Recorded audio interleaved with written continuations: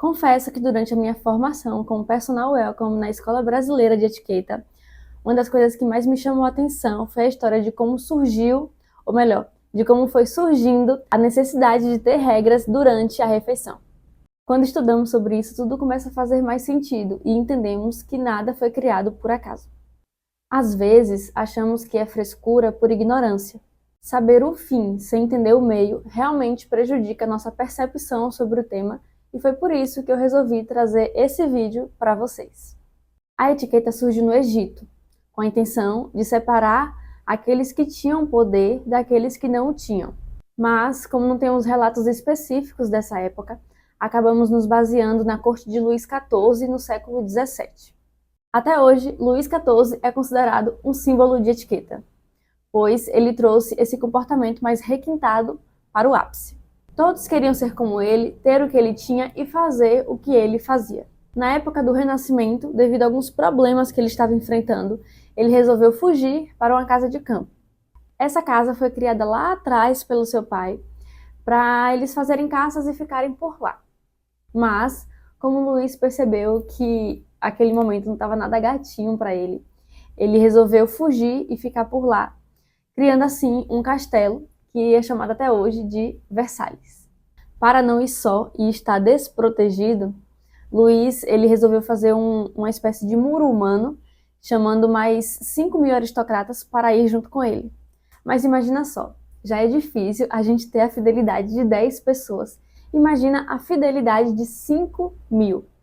Então ele logo pensou: construir muros para me proteger, mas o inimigo ainda está ao meu lado. E para evitar que as pessoas chegassem até ele e o agredissem de alguma forma, fizessem algum ataque, ele resolveu criar alguns comportamentos de etiqueta, visando a proteção dele.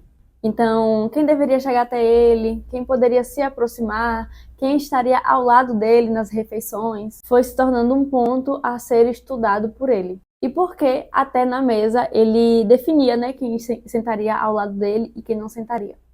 Porque nessa época eles comiam muita carne e alimentos que precisavam de corte. Então o uso da faca durante a refeição era comum. Imagina ter pessoas que você não confia ao seu lado segurando uma faca nesse período. Um período em que qualquer pessoa que o matasse seria visto como o novo rei. Então, claro que dentro de 5.000 aristocratas, ele sabia que ele não podia confiar nos 5.000 e que em algum momento alguém poderia fazer um ataque a ele a qualquer momento. Então ele foi desenvolvendo tudo isso. Conversar segurando a faca na mão? Jamais.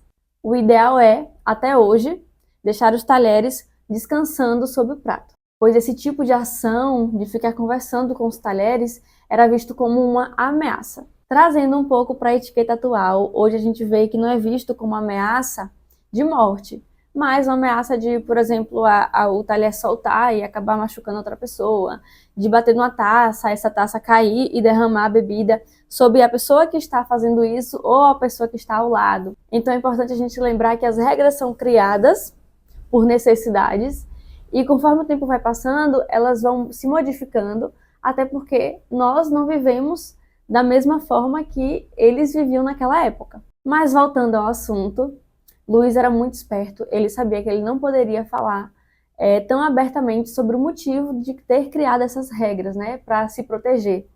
Então ele foi mais perspicaz.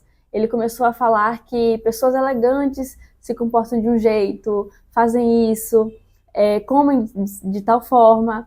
E as pessoas que, claro, queriam participar do seleto grupo dele, foi padronizando esses comportamentos.